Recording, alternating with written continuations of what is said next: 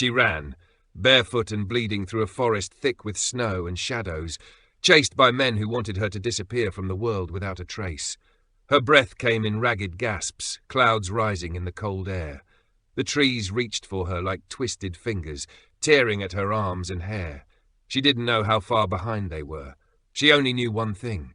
If they caught her, it was over. Serafina Voss had once been untouchable, a name whispered through boardrooms and splashed across magazine covers. Now she was a nameless ghost in the wilderness, her designer blouse torn and clinging to her like desperation. Blood trickled from her shoulder. Her ankle, twisted in a fall, screamed with every step. And still she ran until she couldn't any more. She collapsed near a fallen log, body trembling, the bitter sting of humiliation worse than the pain. This wasn't supposed to be her ending. Not like this. Not in the dirt, not unseen. And then a sound. A branch breaking. Her breath caught. She tried to rise, but her body had nothing left to give. That's when she saw it, the light. Not a harsh, hunting kind, but slow, deliberate, safe. Over here, she tried to call out. Her voice cracked, barely more than a whisper. The light paused, then moved toward her. A silhouette appeared. A tall man, calm, steady. He didn't ask her who she was. Just scanned her with quiet eyes, took in the blood, the fear, the shaking. "Are they after you?" he asked. She nodded. He didn't hesitate, shrugged off his jacket, wrapped it around her trembling frame, and then, like it was nothing at all, he lifted her onto his back and started walking into the trees. Callum Greaves didn't run. He didn't need to. He moved like the woods were part of him, each step silent, certain. The kind of certainty that comes from knowing grief too intimately, and still choosing to carry someone else's burden anyway.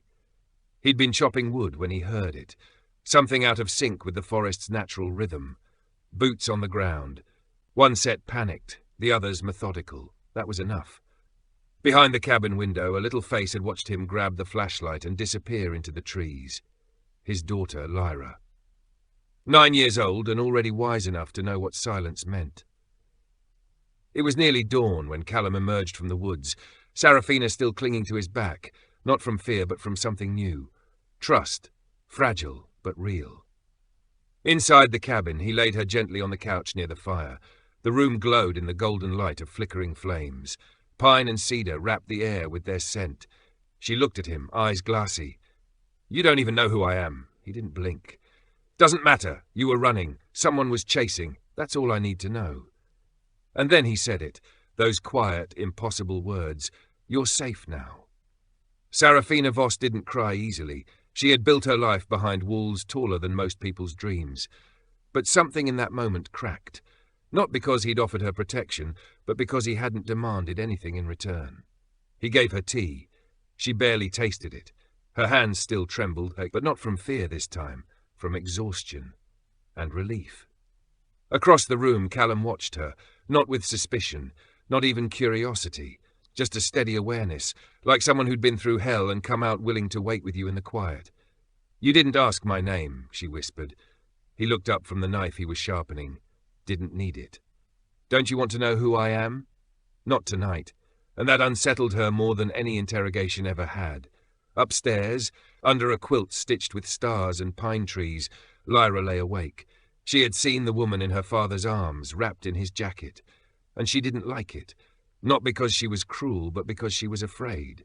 Strangers, especially women who needed help, had a way of taking her father away, even if they didn't mean to. Downstairs, Serafina tried to sit up. "You live here alone?" Callum hesitated. "With my daughter." She blinked. "I didn't see her. You weren't supposed to." "She's lucky," Serafina said softly, "to have you." He nodded, but his answer came shaped by something heavier than pride. "I hope so." There was something in his voice she recognized, an ache, the kind people carry when they've known love and lost it. "You need food," he said, already moving toward the kitchen. She didn't argue. "I haven't eaten since the crash." He didn't press for details, just stirred the pot, chopped vegetables with quiet efficiency. She watched him, the way his hands worked, careful, steady, worn. These weren't the hands of a man who'd given up. They were the hands of someone who'd once lost everything and still got up the next day to cook soup for a stranger. "You moved like you knew the woods," she said. "I used to work search and rescue." "What happened?" He paused. "Lost someone I couldn't save." and that was all. When the soup was ready, he placed the bowl in front of her. Her fingers brushed his, brief but grounding. She hadn't realized how cold she still was until that moment. The warmth spread through her chest like a soft light. Callum sat back down. "I'll ask tomorrow," he said, "about who you are, what you're running from." "Fair enough," she murmured. "But tonight," he said, "you're safe. That's enough." Much later, after Sarafina had drifted into a fitful sleep by the fire, Callum climbed the stairs and peeked into his daughter's room. "She okay?" Lyra asked. "She's resting." "Is she going to stay?" "For now." Lyra frowned. "She looks like someone who disappears." Callum walked to her bed, brushed a curl from her cheek. "Maybe she just doesn't know she's allowed to stay." "She's not the only one," Lyra whispered. And for the first time in months she fell asleep without dreaming of goodbye. Downstairs, Sarafina dreamed of trees and fire and endless running. But at the centre of it all was a cabin glowing like a beacon and a man who didn't ask her name, who only whispered that she was safe. When morning crept in, soft and grey, the world outside still held its dangers. But inside, in the hush between heartbeats and the scent of cedar smoke, something else lived, a fragile peace waiting to be remembered. Sarafina sat up, sore and confused. Her ankle throbbed, but it wasn't the pain that caught her. It was the silence, not empty, full, weighted with truths unspoken. She reached for the flannel jacket still draped over her shoulders, and for the first time in a very, very long while, she didn't feel alone. She asked softly, her voice barely more than a breeze stirring dust in the quiet cabin. Callum's eyes flicked to the staircase. "Upstairs," he said. "She doesn't take to strangers easily. Smart kid." There was the faintest curl of a smile on his lips, so small you might miss it if you weren't looking for it. But Sarafina saw it, and it was the first trace of warmth he'd shown since she arrived. "She's been through a lot," he added after a moment, voice low. "Lost her mother 2 winters ago." The air caught in Sarafina's chest. "I'm sorry," she whispered. "Don't be." He placed a rough hand near the hearth, checking the heat with a practiced touch. "Lyra's cautious now, doesn't trust easy." He didn't say it with bitterness, just a quiet kind of understanding. "I don't push her." Sarafina nodded slowly, something in her settling at those words. "Sounds familiar." Callum looked over, curiosity flickering in his eyes. "You too?" She paused, then said, quieter still, "I've learned that people usually only want what they think you can give them. The trick is, they don't know what to do when all you have left is just you." He studied her for a heartbeat longer before turning back to the fire. Maybe they never deserved to know. And upstairs, just beyond the railing, Lyra stood in shadow. One hand curled tightly around the banister. She had been listening. She didn't trust the woman yet. Not really.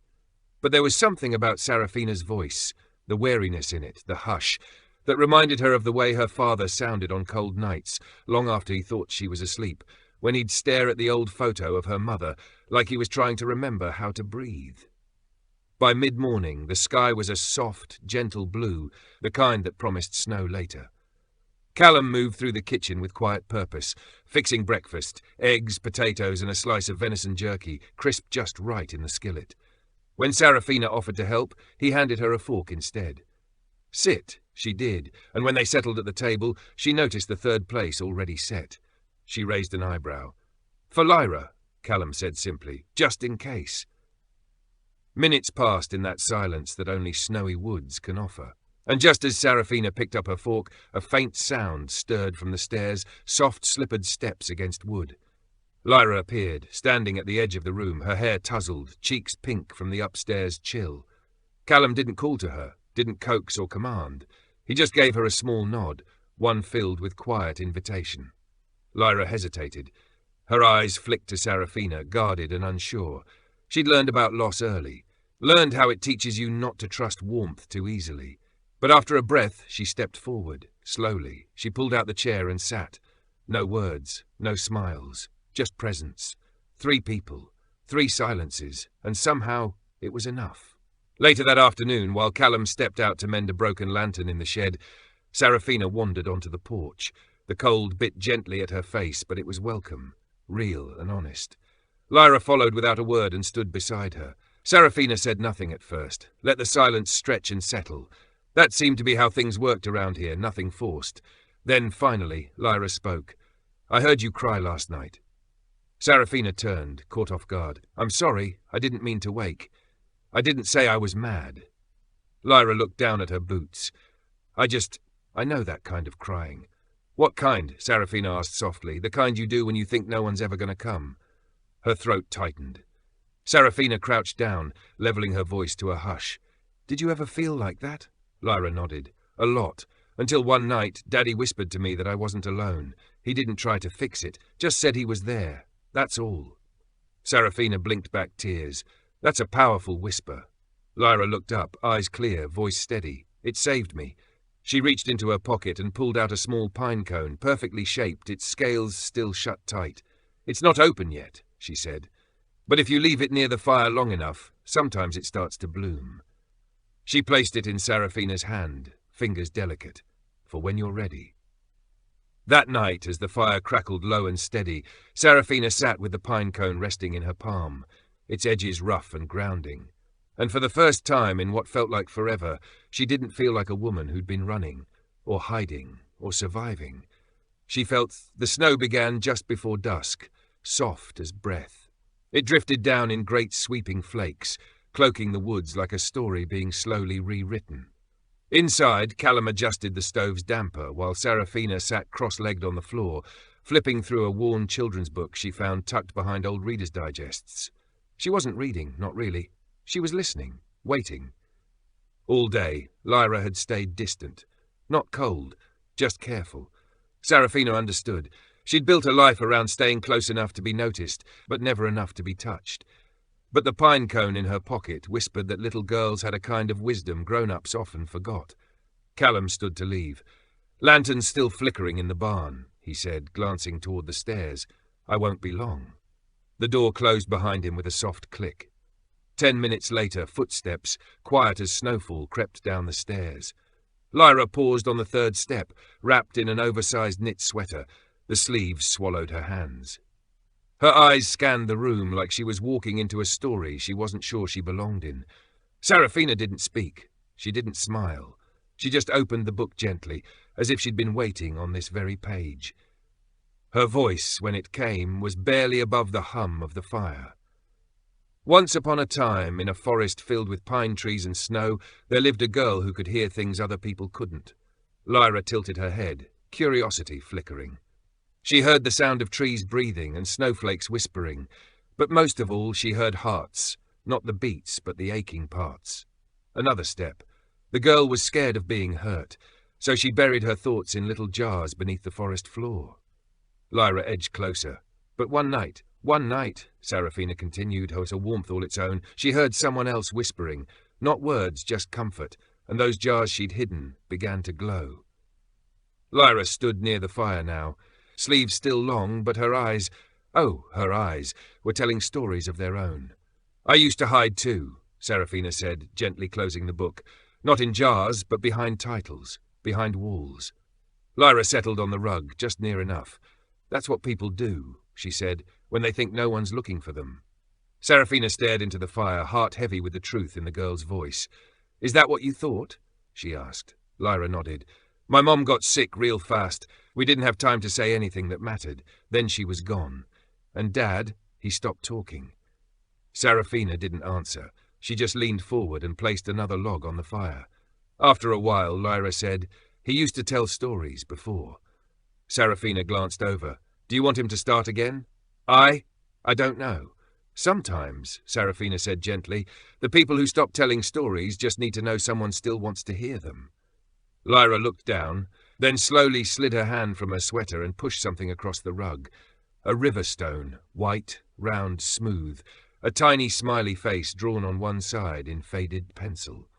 "I keep it when I feel sad," Lyra whispered, "but I think you should borrow it tonight." Serafina's throat ached. Her eyes burned. "Thank you," she whispered.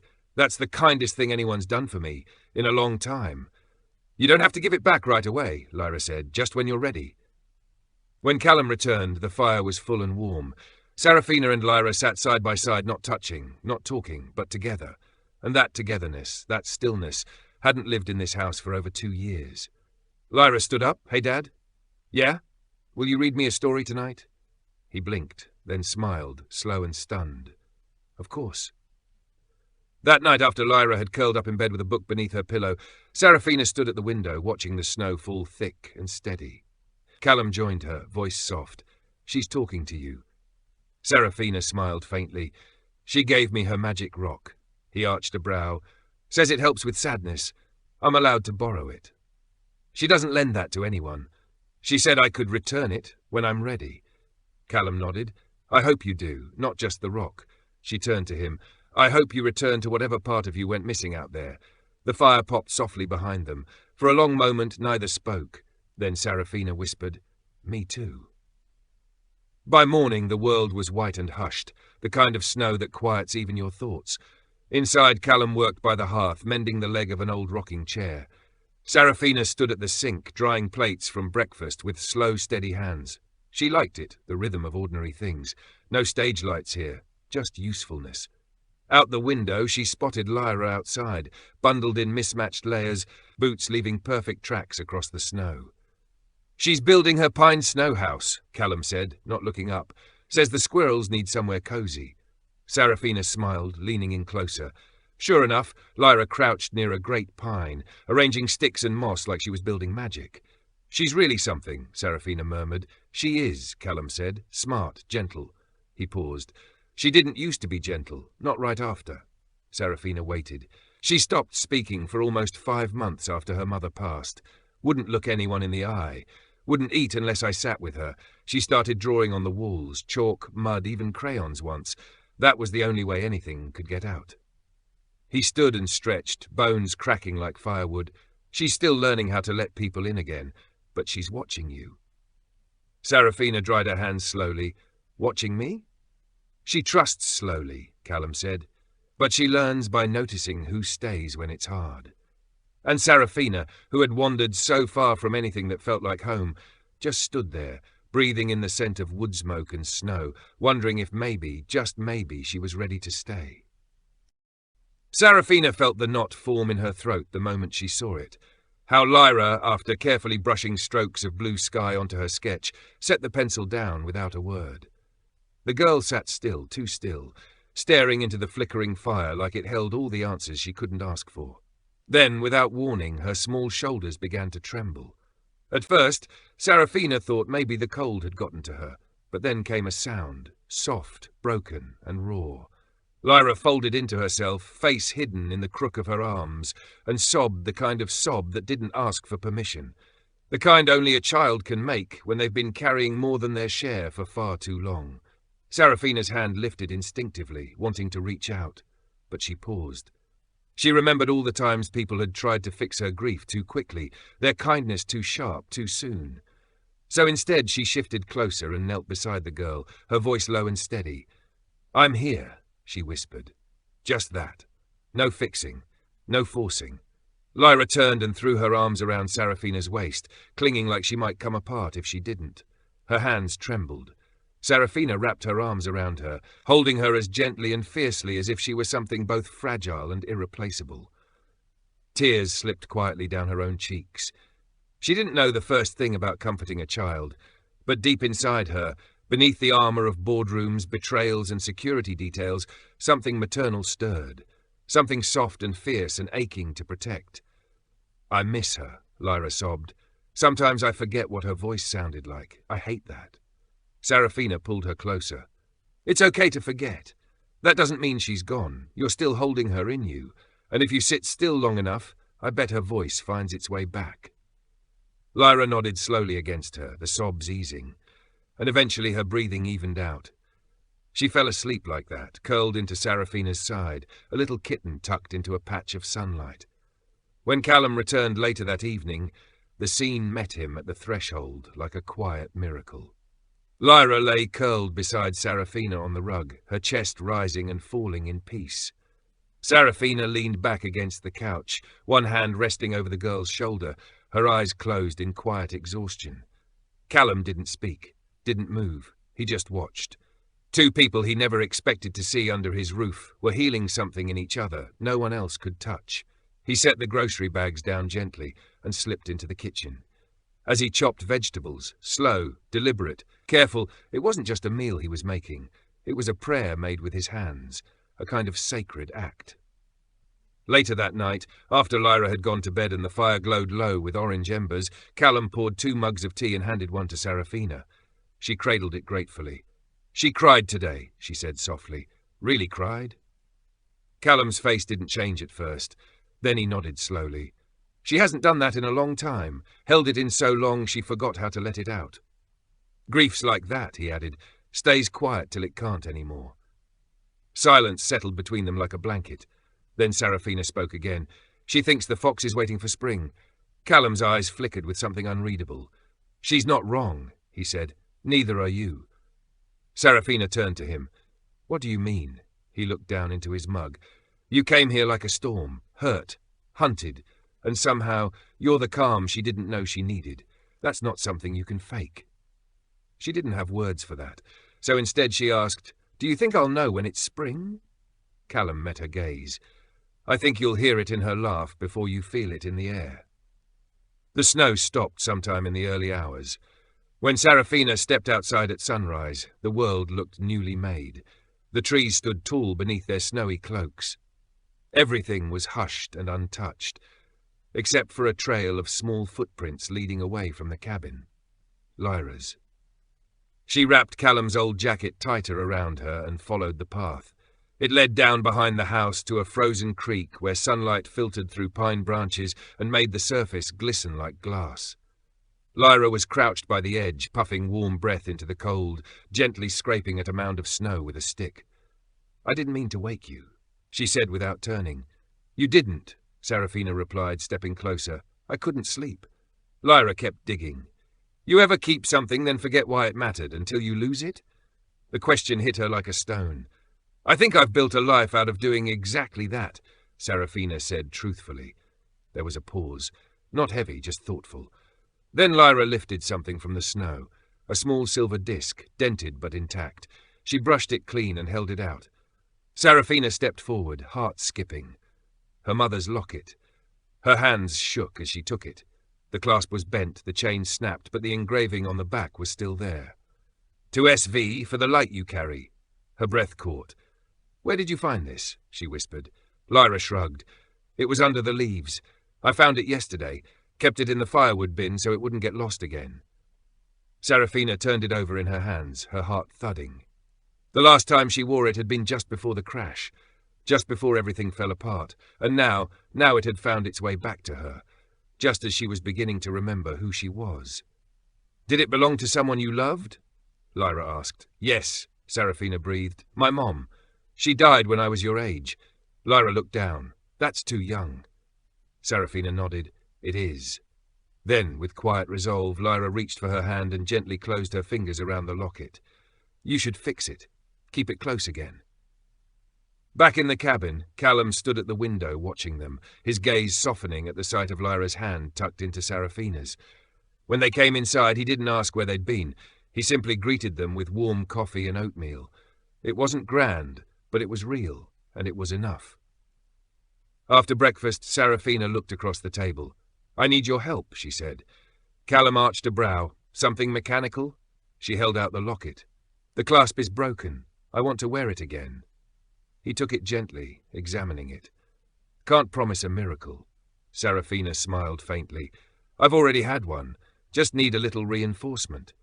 He nodded, pulled out an old jeweler's kit and got to work, his hands steady, movements sure. The same man who once claimed he didn't save people was now restoring the only thing she had left from the woman who taught her how to live.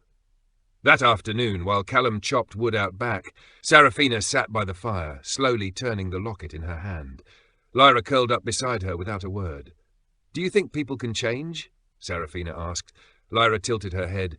"Like become someone new?" "No, like fix something they broke inside." Lyra picked up the pine cone she'd given Serafina days before. Its scales had started to open. "I think," she said, "if you stay close enough to the fire, things open when they're ready." Serafina stared at her, awed. That kind of wisdom didn't come from cartoons. It came from surviving something and choosing to keep living. She brushed a strand of hair from Lyra's face. "You're the bravest person I've ever met," she said quietly. Lyra gave a soft smile. You're not bad either, for a grown-up. That night, after Lyra was asleep upstairs, Serafina stood near the fire, holding the now-mended locket. Why did you fix it? She asked Callum. He leaned back in his chair, sipping tea. Because you asked. No, she said. That's not it. He set down his mug. Because some things are worth keeping, even if they're dented, even if they got lost for a while. She stepped closer, the space between them narrowing, not just the distance in feet, but the distance that had once been fear and walls and grief. I think I'm starting to believe that, she said. He nodded. I'm glad. And as she turned back toward the fire, the locket warm against her heart, she whispered, not to him, not even to herself, but to the girl she had been, to her mother, to the woman she was becoming. I'm still here, and I'm still holding the light. Outside, the wind shifted, carrying the scent of pine smoke and snow-laden branches. And inside the cabin, the fire pulsed steady and golden, keeping the quiet promise that sometimes, even in winter, something deep within begins to thaw. Her breath came slow now, steady, like waves pulling away from a stormy shore. It had taken time, but Lyra's lungs had finally quieted. The fit had passed, leaving behind only the soft echo of broken sobs. Serafina stayed close, brushing damp strands of hair from the girl's flushed forehead, her hands gentle and calm. But Lyra's tears didn't stop. These weren't from the coughing anymore. They were heavier, older, rooted in something deeper than the moment. I was scared, Lyra whispered, her voice small. I thought it was happening again. Serafina paused, her heart tightening. What was, sweetheart? Lyra looked up. Her cheeks were streaked with tears. When Mom died, she said, barely above a whisper. She coughed like that too, and I didn't do anything. I just sat there. Serafina's breath caught in her throat. Oh, Lyra, she murmured. You were just a little girl. I didn't even say goodbye, Lyra choked. Didn't even tell her I loved her. Serafina wrapped her arms around her and held her tight, as if to keep the weight of that regret from crushing her. She knew, she whispered. I promise you, she knew. Lyra buried her face into Serafina's chest, sobbing softly. But what if I forget her voice? She cried. What if I already have? Serafina closed her eyes, and a single tear slipped down her cheek. You might forget her voice, Lyra, she said gently, but you won't forget how it made you feel. That kind of love doesn't vanish. It stays. It becomes the voice in your heart when you're scared, the warmth when you're cold, the whisper that tells you you're strong enough. Lyra leaned in, her sobs growing quieter. Soon there was only silence, heavy and sacred. They stayed like that a long while, hearts finding rhythm together. When Callum returned, the snow had picked up again, thick flakes falling fast and silent. He stepped through the door, brushing off the storm, and froze. There on the staircase, lit only by the flicker of firelight, stood Serafina. She was barefoot, wrapped in a blanket, her face worn but calm. She's asleep, Serafina said softly, but it was bad tonight. She thought it was happening again. Callum's face shifted. Grief stirred behind his eyes, flickering like a candle in wind. I should have been here, he said. No, Serafina said gently. You gave her the space to live. She needed that, but she also needed someone to catch her when she fell. Tonight, that just happened to be me. She stepped toward him, her eyes tender. She talked about your wife. Callum nodded, his jaw clenched. She remembers more than you think, Serafina added, but she's scared of forgetting too. He looked at her then, really looked. The pain on his face was so raw, so unguarded, it nearly broke her. I am too, he admitted. Some days I forget her laugh. Serafina didn't respond with words. She simply placed her hand over his heart.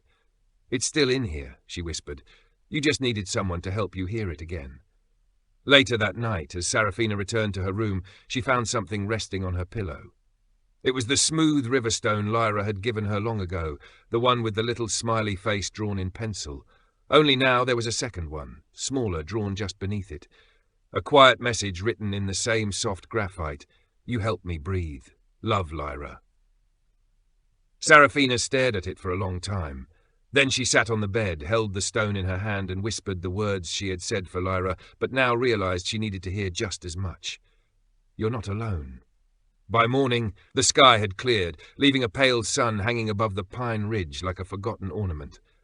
Icicles clung to the cabin's edges, catching the light like prisms in slow motion. Everything shimmered, but nothing moved. Inside, Serafina stood at the mirror above the sink. She held the old locket in her fingers, twisting it gently. She hadn't worn it in years, not since her mother's funeral. Back then, it had felt too heavy. Now, it felt like a thread. A connection between who she used to be and the woman she might become. She clasped it around her neck, took a breath, and turned toward the living room. Callum sat by the fire, reading a worn paperback missing half its cover. Lyra was outside, scattering seeds into the snow. She said she did it so the birds wouldn't forget how to find food. Serafina stood in the doorway and watched him for a moment. "Can we talk?" she asked. Callum looked up. There was something in her voice, steady but taut. He set the book down. "Sure." She stepped closer but stopped just before the hearth. The fire crackled between them. "There's something I haven't told you," she said. "Something important." The quiet shifted, not colder, just more alert. "I wasn't in the woods by accident," she said. "What happened to me was planned." He didn't move, but his eyes sharpened. "Planned?" She nodded. "The plane crash, the people chasing me. It wasn't a robbery, it was an attempt to make me disappear." The truth hung between them like unbroken ice. "Because of who you are?" he asked. "Yes," she said. "My name is Serafina Voss." Callum blinked. "You're the tech person, the billionaire." She offered a faint smile. "That's what the headlines say." He leaned back, studying her, not with awe, but with something heavier, the kind of weight that comes when you realize you've only known the surface of someone. "You've been here 2 weeks, he said finally, "and you didn't tell me." "I couldn't," she said, voice tight. "I wasn't just hiding. I was trying to remember what it feels like to just be a person, not someone's asset or liability." Callum nodded slowly. "I get that, more than you know." She stepped closer and pulled the locket from under her sweater. "This belonged to my mom," she said. "She gave it to me a year before she died. I wore it every day, until I forgot who I was. Then I stopped." She opened it. Inside was a tiny photo, her as a child, laughing on her mother's lap. "I was building something big when I lost it all," she whispered. "Not just the company, my compass, my faith." "And now?" Callum asked. "Now, I just want the truth, not for the headlines, just for me." For a moment he said nothing, then he stood and walked to the window. Outside, Lyra was spinning slowly in the snow, her face turned to the sky. "She trusts you," Callum said. "I trust her," Serafina replied. He turned back to her. "And me?" She hesitated. "I didn't think I could trust anyone again," she said. "But then you carried me through the woods like I mattered, and you didn't even know my name." "I didn't need to," he said quietly. She blinked. "Why?" He breathed in slowly. "Because you look like someone who hadn't been seen in a very long time, and I know what that feels like." The fire snapped softly. She took a breath. "Do you regret helping me?" Callum stepped closer, just enough to close the space between them. "No," he said. "I regret not doing it sooner." She frowned. "I don't understand." He smiled barely. "I stopped saving people after my wife died, not because I didn't want to, but because I was scared I'd fail again." She reached out. Their fingers met. "You didn't fail this time," she whispered. The silence between them was no longer empty. It pulsed with something alive. That night, Serafina lay awake. Part of her wanted to run again, disappear, but another part, stronger now, wanted to stay, to fight not with power but with truth, not to reclaim a throne, but to reclaim herself. She reached for her journal, opened it for the first time in months, and wrote, "Tonight I told the truth, not to win, just to be free." And someone stayed. In the room next door, Callum sat beside Lyra, watching her sleep. He brushed a curl from her forehead and whispered, "You're not alone, kiddo. You never were." And somewhere across the thin cabin wall, a whisper answered him, a truth, a release, a beginning.